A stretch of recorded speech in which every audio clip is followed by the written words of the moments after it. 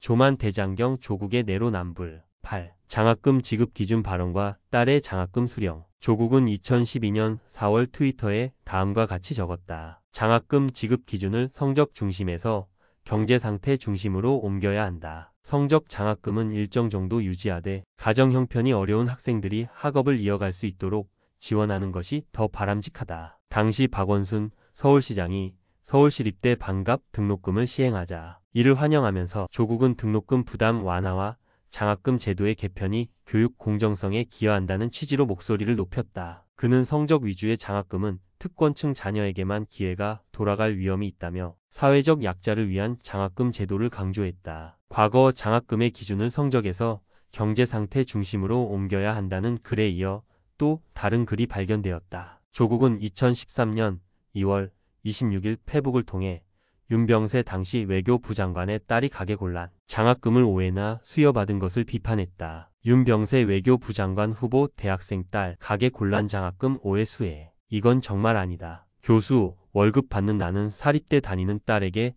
장학생 신청을 하지 말라고 했는데 아니, 이 사람은 재벌에 비하여 자신의 가계는 곤란하니 신청할 수 있다고 생각한 것인가. 하지만 불과 몇 년 뒤 조국 본인의 가족에게서는 전혀 다른 장면이 드러났다. 정작 50억 원대의 자산가인 본인의 딸 또한 서울대 대학원과 부산대 대학원에서 장학금을 받았던 것이다. 조국의 딸은 부산대 의학전문대학원에 재학하며 6학기 연속 장학금 200만 원씩 총 1,200만 원을 받았다. 문제는 성적이었다. 잠깐 여기서 좋아요, 구독, 댓글 부탁드려요.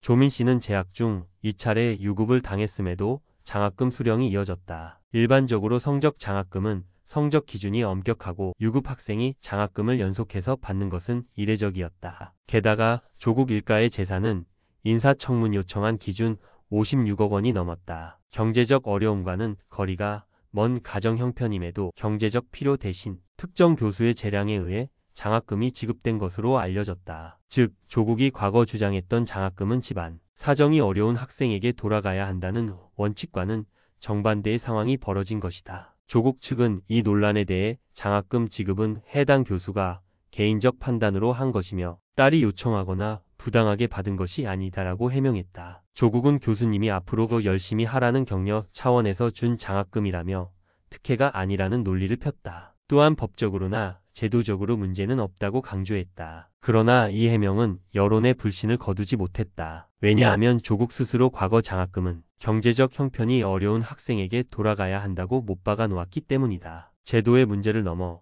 스스로 밝힌 원칙과 행동이 모순된 점이 핵심 비판 지점이었다. 언론과 시민사회는 이 사건을 두고 내로남불의 전형이라 규정했다. 성적도 부족하고 집안도 부자인데 장학금을 받는 게 과연 공정한가?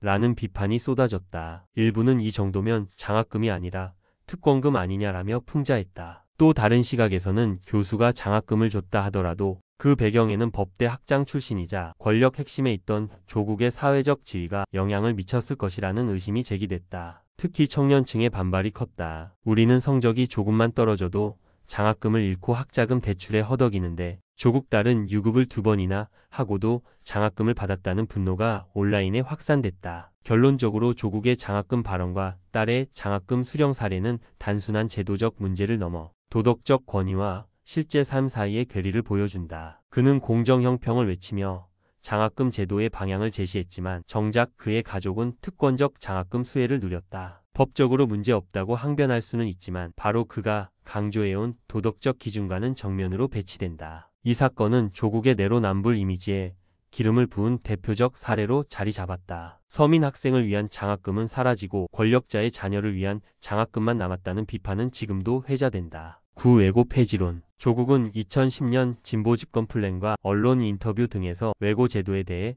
다음과 같이 주장했다. 본래 목적에 맞지 않게 운용되는 외고는 폐지돼야 한다. 외고는 외국어 특화 고교 또는 해외 대학 진학 준비 고교로 개편되어야 한다. 그렇지 않은 대학 입시용 외고는 폐지돼야 한다. 외고생들이 대학에 갈 때 자신이 택한 전공, 어문계열로 진학할 수 있도록 정부와 대학이 강한 정책을 추진해야 한다. 즉, 조국은 외고가 본래의 교육 목적이 아닌 대학 입시용 사다리 역할만 하게 된 현실을 비판했고 외고 제도의 개혁 또는 폐지를 일관된 주장으로 내세웠다. 다행히 본래 목적과 입시 사다리 역할 강화 사이의 괴리는 조국 자신의 가족 사례에서 명백히 보였다. 조국의 딸은 한영 외국어 고등학교 출신이다. 외고 졸업 후 딸은 어문계열과 거리가 있는 고려대학교 환경생태공학부로 진학했다. 이후 부산대학교 의학전문대학원에 입학했다는 것이 보도되었다. 이 흐름은 외고 졸업생이 어문계열 중심의 특화된 학습 경로만 따라야 한다는 조국의 외고 폐지론 및 개편 주장과 명백히 충돌한다. 어문계열 중심 제도가 아니라면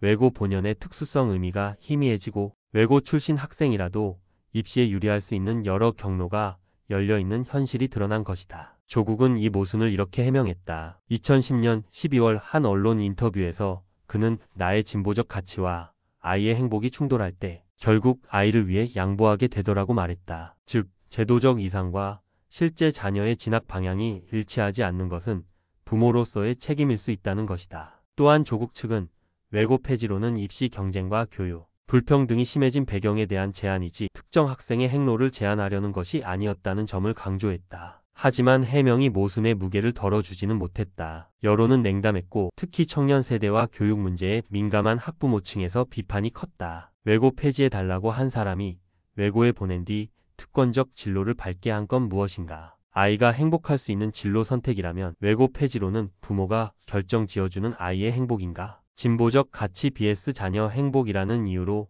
제도의 원칙을 휴지 조각처럼 폈다. 온라인 커뮤니티와 일부 정치평론에서는 이 사건을 책 속의 이상과 현실 속의 특권이라 규정했다. 외고 폐지론 케이스는 조국의 내로남불 경로에서 매우 상징적인 지점이다. 그는 외고 제도의 문제점을 지적하며 제도 개혁을 말했지만 자신의 자녀가 그 제도에 속한 채로 또 다른 경로로 입시 경쟁의 흐름을 타는 모습을 보였다. 이상론적 주장은 강했으나 실행 지점에서는 예외를 만드는 선택이 반복되었다. 정책적 이상과 자녀의 현실적 선택이라는 둘 다 옹호할 여지가 있는 일일 수 있지만 조국이 과거 제시한 기준과 본인의 선택 간의 간극은 분명하다. 말하자면 그는 본래 목적대로 운용되는 외고만 인정하겠다고 선언했지만 자신의 집안 외고가 운용되는 목적이 대학 입시용인지 아닌지는 정의권자외고 폐지론자의 눈으로 판단되는 대로였다. 9. 언론 검증 허용과 고소. 조국은 2013년 공인검증과 언론의 자유를 옹호하는 입장을 명확히 밝혔다. 당시 그는 이렇게 말했다. 시민과 언론은 공적 인물에 대한 완벽한 정보를 가질 수 없다. 따라서 공인에 대한 검증 과정에서 부분적 허위가 있었음이 밝혀지더라도 법적 제재가 내려져서는 안 된다. 이 발언에서 그는 공직 후보자나 사회적 영향력이 큰 인물에 대한 언론의 검증을 존중해야 하며 검증 과정에서 나타나는 일부 허위 정보까지 법적 책임을 묻는 것은 과도하다고 주장했다. 발언의 맥락은 분명했다. 표현의 자유와 공적 검증의 필요성을 최우선으로 두는 것이었다. 민정수석 재임 당시인 2018년 3월 7일 본인에 대한 허위사실이 포함된 비방글을 네이버 블로그에 작성한 70대 노인을 명예훼손죄로 고소하였고 피고인은 1심에서 벌금 300만 원을 선고받았다. 그리고 법무부 장관 후보자로 내정되면서 여러 의혹과 논란이 쏟아지자 그는 자신의 딸과 관련된 여러 논란과 의혹에 대해서 허위사실 유포로 경찰에 고소하였다. 본인과 가족을 둘러싼 각종 의혹이 언론을 통해 제기되자 조국은 태도를 완전히 바꾼 것이다. 그는 자신과 관련된 기사와 매체를 상대로 적극적인 법적 대응을 택했다. 일부 사건에서는 형사 고소까지 이어졌다. 기자와 언론사를 상대로 정정보도 청구도 진행하였다. 자신이 2013년에 옹호했던 부분적 허위는 제재 불가라는 원칙은 온데간데 없이 사라졌다. 즉, 과거에는 타인의 허위와 실수까지 포용해야 한다고 강조하던 사람이 현실에서 자신이 공적 검증의 대상이 되자 법적 권리와 소송을 적극 행사한 것이다. 이 사건은 내로남불의 전형적인 사례로 비판받았다. 한편 고소 시점은 2018년 3월로 민정수석 재임 당시이므로 이 시점에서는 명백하게 공직자였다. 대통령 측근이자 청와대 민정수석인 자가 민간인을 고소했다는 것 자체도 비판의 여지가 있다. 이는 명예훼손죄 자체에 대한 비판의 일반론적 관점에서 이해할 수 있는데 명예훼손죄는 권한남용과 법의 악용 문제에서 자유로울 수 없으므로 특히나 권력자라면 명예훼손에 대한 고소는 지양해야 한다는 것이다. 영미권에서는 이러한 문제 때문에 명예훼손죄 자체를 인정하지 않는 경우가 많다. 더욱 문제가 되는 것은 이번 사건처럼 신상 정보를 숨기고 활동하는 인터넷 사용자에 대한 명예훼손 사건의 경우 피고소인을 특정하는 데에만 몇 달이 걸리는 것이 일반적이지만 이번 사건의 경우 일주일 만에 경찰이 피의자에게 출석을 요구했다는 것이다. 이는 수사 과정에서 권력적 지위를 통한 특별한 편의를 누린 정황이라고 볼 수 있으며 논란에서 더욱 자유로울 수 없는 것이다. 온라인 커뮤니티와 언론 인터뷰 반응을 종합하면 다음과 같다. 2013년에는 언론이 일부 허위라도 괜찮다고 했던 사람이 지금은 자기가 불리하면 고소를 남발한다. 원칙은 어디 갔나? 표현의 자유 옹호자는 어디로 갔나? 원칙의 사람이라는 이미지는 현실의 정치와 사법적 이해관계 앞에서 쉽게 무너진다. 타인에겐 관대하고 자신에게는 엄격하다는 조국식 원칙의 재정의가 또 드러났다. 여론은 그의 발언과 행동 사이의 괴리를 비판하며 원칙을 말하다가 상황이 바뀌면 기준을 뒤집는 내로남불의 전형적 사례로 평가했다. 조국의 이 케이스는 언론과 공적 검증에 대한 원칙과 개인 권익 보호를 위한 현실적 선택 사이의 모순을 보여준다. 그는 부분적 허위는 괜찮다고 설파하며 원칙의 화신을 자처했지만 막상 자신이 불리한 상황에서는 원칙을 잠시 집어넣어둔 서랍에서 꺼내지 않았다. 이 사례는 내로남불을 이해하는 중요한 단면을 제공한다. 공적 원칙과 사적 권리를 자유자재로 재해석할 수 있는 정치인의 양면성을 극명하게 드러낸 것이다. 10. 수사받는 장관은 사퇴해야 한다. 조국 전 법무부 장관의 내로남불 사례 가운데 가장 두드러지는 것은 그가 과거 다른 정치인이나 공직자를 겨냥해 날렸던 사퇴, 요구의 잣대가 정작 자신에게는 철저히 다르게 적용되었다는 점이다. 2017년 1월 박영수 특검팀이 조윤선 전 문체부 장관의 자택과 집무실을 전격 압수수색했을 때 조국은 트위터에 이렇게 적었다. 도대체 조윤선은 무슨 낯으로 장관직을 유지하면서 수사를 받는 것인가? 그는 같은 글에서 우병우도 민정수석 자리에서 내려와 수사를 받았다며 조윤선을 직격했다. 당시 그의 논리는 간명했다. 현직 장관이 수사를 받는 것은 도덕적, 정치적 정당성을 상실한 것이라는 것이었다. 2015년에도 그는 성완종 리스트 사건을 거론하며 조선시대 언관에게 탄핵당한 관리는 사실 여부를 떠나 사직해야 했고 무고함이 밝혀진 후 폭직했다고 주장했다. 정치인이 수사선상에 오르면 사실 여부와 무관하게 먼저 자리에서 물러나는 것이 마땅하다는 입장이었다. 그러나 2019년 상황은 정반대로 흘렀다. 조국 본인이 법무부 장관 후보자로 지명된 직후 검찰은 그의 가족과 주변 인물에 대해 전방위 압수수색을 벌였다. 부인 정경심 교수는 사문서 위조 혐의로 기소되었고 친척과 지인들도 줄줄이 수사선상에 올랐다. 그럼에도 조국은 장관직을 고수했다. 논란 속에서도 초반에는 법에 따라 소명하겠다며 사퇴 대신 제도적 절차 준수를 선택했다. 여론과 야당의 압박 속에서 결국 한 달여 만에 사퇴하였다. 즉 과거에는 수사 대상 즉시 사퇴라는 원칙을 강조했지만 현실에서는 스스로 기준을 유연하게 해석하며 임명 유지 시도를 했다. 과거 그가 조윤선에게 던졌던 무슨 낯으로라는 말이 이번에는 고스란히 자신에게 부메랑처럼 돌아온 셈이었다. 이 사건은 내로남불의 대표적 사례로 비판받았다. 온라인 커뮤니티와 언론 반응은 다음과 같다. 2017년에는 수사 대상 장관은 낯 두껍다더니 본인이 되니 절차 따르는 것으로 끝. 원칙은 어디로 갔나? 말로는 엄격한 윤리를 설파하면서 실제 자기 자리에서는 완전히 다른 잣대를 적용했다. 원칙과 현실의 괴리가 이렇게 드러나는 순간 조국식 내로남불이라는 표현이 적절하다. 여론은 과거 발언과 본인 행동 사이의 간극을 날카롭게 지적하며 원칙을 외치던 사람이 현실에서는 자기 이해와 정치적 계산에 따라 판단을 바꾸었다고 평가했다. 더 나아가 조국은 박근혜 전 대통령을 겨냥해 피의자로 명기된 순간 퇴진했어야 했다고도 주장한 바 있다.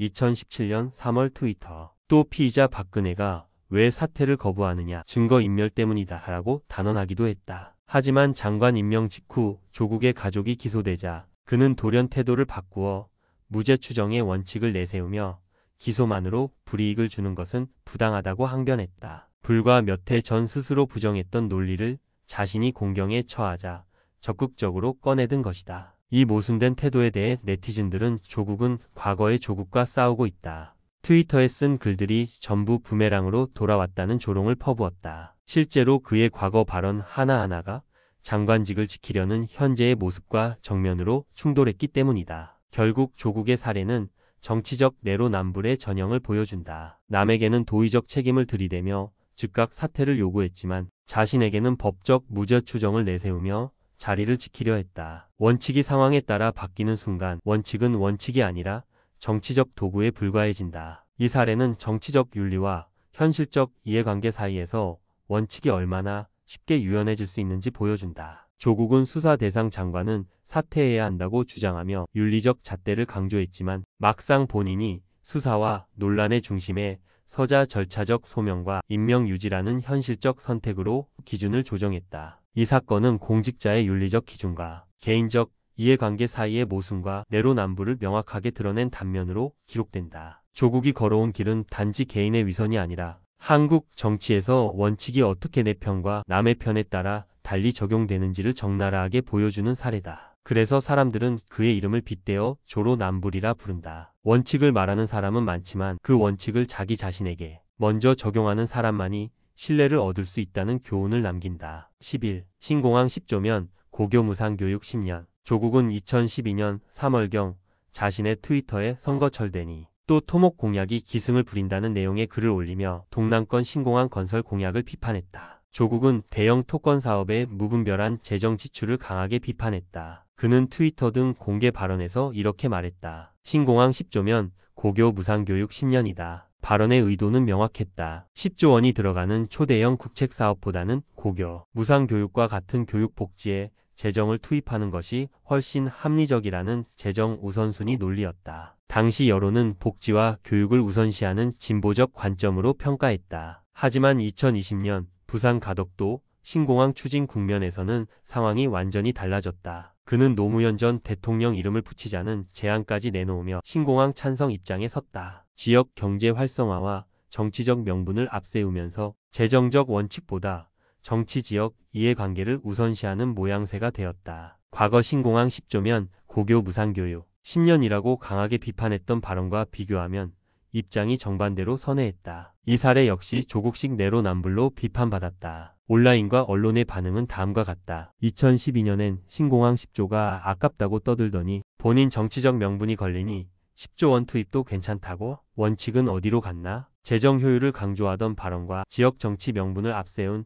찬성 입장이 이렇게 쉽게 바뀌다니. 교육 복지와 토건 사업 사이에서 판단이 아니라 정치적 이해관계에 따라 말과 행동이 달라졌다. 이 사례는 원칙과 현실 정치의 충돌을 명확하게 보여준다. 2012년에는 재정적 합리성을 내세워 대형 국책 사업을 비판했지만 2020년에는 지역 현안과 정치적 상징을 앞세워 사실상 찬성 쪽으로 선회했다. 조국에게 10조 원의 신공항과 10년 고교, 무상교육 사이의 선택은 시대와 정치적 맥락에 따라 얼마든지 편리하게 바뀔 수 있는 수치였던 셈이다. 한편 조국은 2014년 5월 17일 본인의 트위터에서 녹색당 시의원 김수민의 제안을 리트윗하며 박정희의 이름을 따서 지은 체육관 구미 박정희 체육관을 구미시민체육관으로 바꾸자고 제안하였다. 하지만 가덕도 신공항에 노무현 전 대통령의 이름을 붙이자고 함으로써 다시금 과거 자신의 발언과 상반되는 내로남불 입장을 보였다. 12. 셀프 해명 말고 청문회에서 낱낱이. 2011년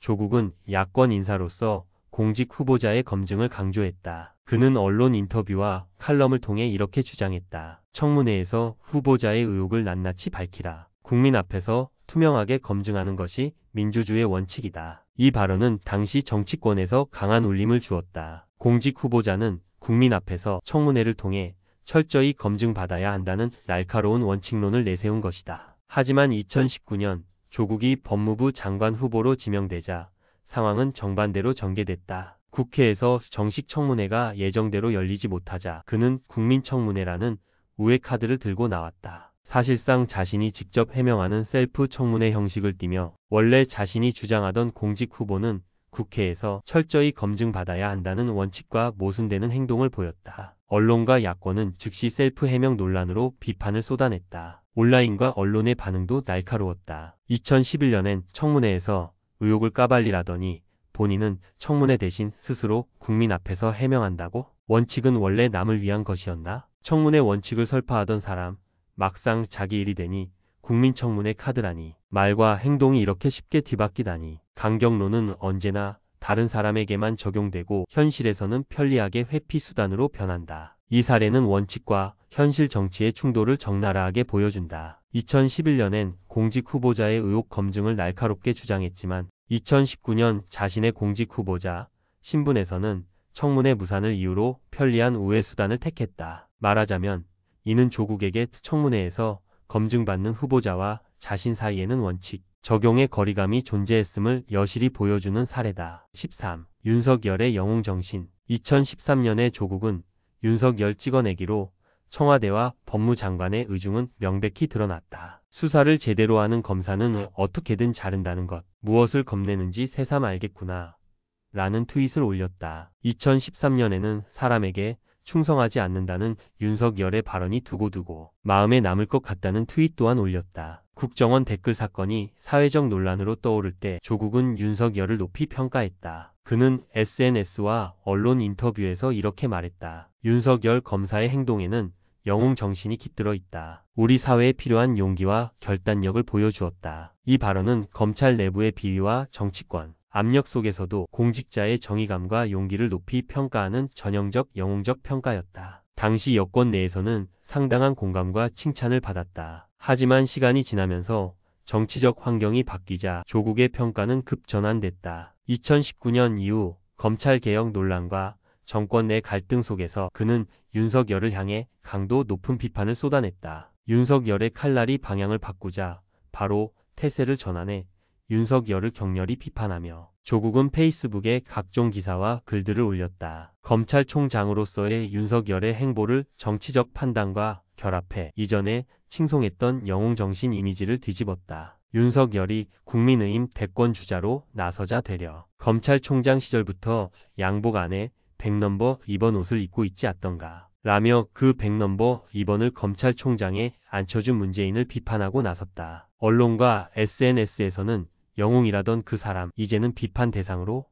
라는 반응이 쏟아졌다. 2013년엔 영웅이라더니 2019년엔 왜 칼날을 들이대나. 평가 기준이 참 빠르다. 인물평가가 이렇게 쉽게 바뀌면 그 칭찬과 비판의 신뢰는 어디로 가나. 정치적 동맹과 대립의 시계가 얼마나 빠르게 돌아가는지를 보여주는 사례다. 결론적으로 이 사례는 정치적 평가가 개인의 행위보다는 정권과 정치적 동맹의 위치에 따라 얼마나 급격히 바뀔 수 있는지를 보여준다. 조국은 과거 영웅이라 극찬하던 윤석열을 정치 환경과 이해관계가 바뀌자 순식간에 비판 대상으로 전환했다. 조국의 인물평가는 정치적 바람에 따라 움직이는 풍향계와 같음을 여실히 보여준다. 14. 검찰개혁 권한의 확대에서 회피로. 조국 전 민정수석이 검찰개혁을 말할 때면 정의감과 개혁 의지는 빈말처럼 들리지 않았다. 그는 특수부 검찰 내 권력, 부패, 경제범죄, 공직자, 범죄, 선거범죄 방위사업, 비리 등 고난도 사건을 연구 수사하는 조직의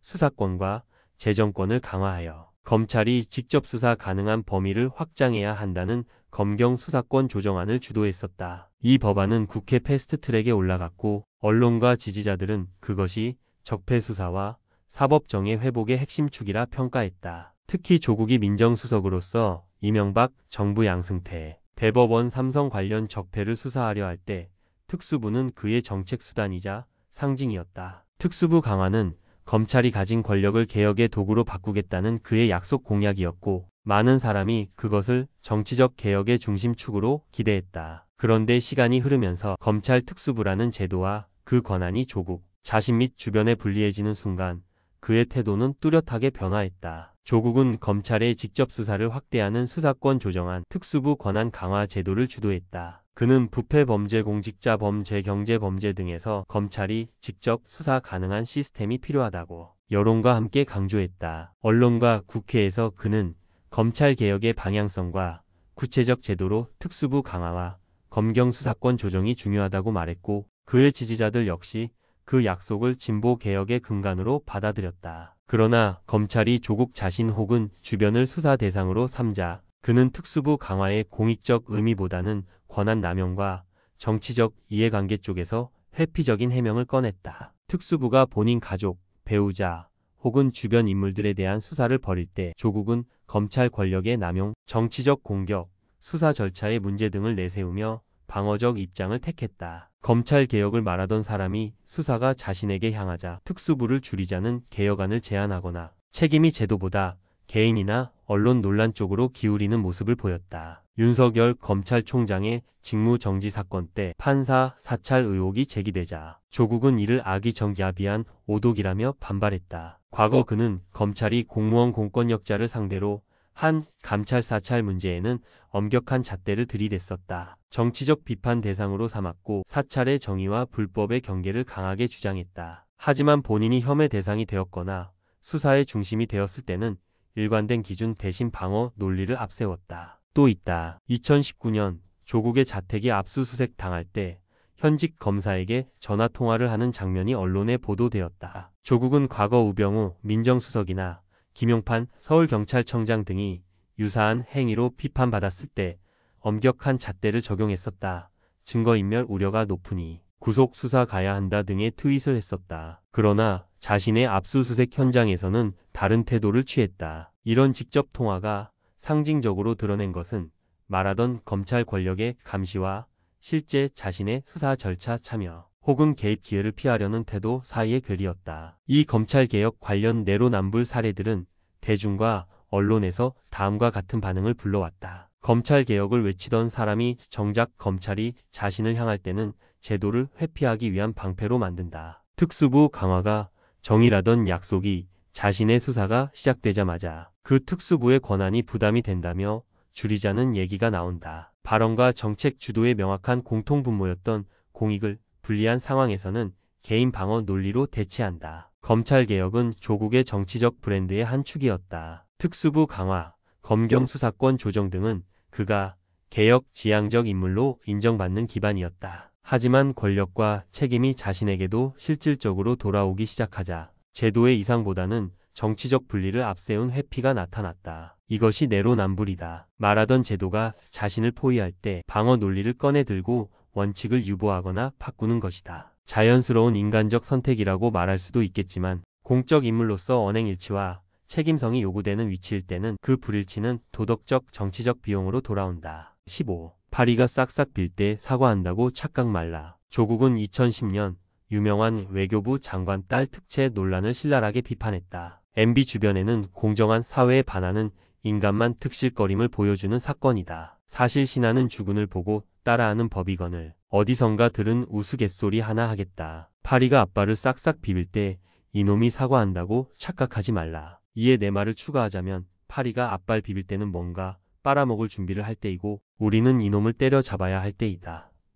그는 당시 고위공직자들의 사과와 책임 회피를 풍자하며 권력과 신하 그리고 사회적 불공정 사이에 아이러니를 꼬집었다. 9년 뒤 조국 자신이 딸의 입시 특혜 의혹으로 공적 비판을 받자 과거 발언과 정반대의 국면에 섰다. 아이 문제에 아니한 아버지였다. 국민께 송구하다라며 겸허히 사과를 표했다. 과거 파리가 아빠를 싹싹 비빌 때 사과한다고 착각하지 말라던 신랄한 비판은 자신의 국면에서 정치적 도덕적 부담으로 되돌아왔다. 언론과 대중은 즉각 지적했다. 과거엔 남의 특권을 공격하며 풍자했지만 정작 자신의 가족 사건에서는 사과와 방어라는 현실적 선택을 했다. 남의 딸 입시 특혜는 파리 발놀림까지 풍자했는데 자기 딸 사건에는 겸허히 고개 숙이네. 자신이 말하던 공정 담론과 행동의 괴리가 이렇게 드러나다니. 신랄하게 풍자하던 문체가 지금은 책임 회피가 아닌 불가피한 사과로 변했다. 이 사례는 조국의 과거와 현재의 언행 사이의 명백한 내로남불을 보여준다. 풍자하던 파리 발놀림은 가족 사건 국면에서 자신의 말과 선택이 충돌할 때 얼마나 쉽게 정치적 도덕적 기준을 전환할 수 있는지를 단적으로 드러낸다. 즉 발언과 현실 사이의 거리는 때로 그가 주장한 공정 담론보다 훨씬 넓었음을 상징적으로 보여준다. 에필로그. 조국은 무너졌지만 조국의 언어는 여전히 우리 정치의 거울 속에서 살아있다. 내로남불이라는 말은 그로 인해 대중의 일상어가 되었고 이후 수많은 정치인들에게도 동일한 잣대가 적용되기 시작했다. 조국 개인을 향한 분노를 넘어서 권력자의 말과 행동을 끝까지 검증해야 한다는 것. 원칙을 말하는 순간 그 원칙은 결국 자신에게 돌아오는 부메랑이 된다. 조국은 그 부메랑을 온몸으로 맞았고 한국 사회는 그 장면을 생생히 목격했다. 풍자는 웃음으로 끝나지 않는다. 그것은 경고이자 교훈이다. 조국의 내로남불은 특정 인물의 비극이 아니라 앞으로도 반복될 수 있는 정치의 구조적 유혹이다. 따라서 이 글은 단순한 기록집이 아니라 권력과 도덕, 말과 행동을 함께 묻는 사회적 질문장으로 읽히기를 바란다. 마지막으로 우리는 조국을 비판하면서 동시에 우리 자신에게도 되물어야 한다. 나는 말과 행동을 얼마나 일치시키고 있는가? 정치인은 거울이고 시민은 그 거울을 해석하는 독자다. 이 콘텐츠가 그 거울을 닦아내는 작은 걸레쯤 되기를 바란다. 끝. 감사합니다. 좋아요, 구독, 댓글 부탁드려요.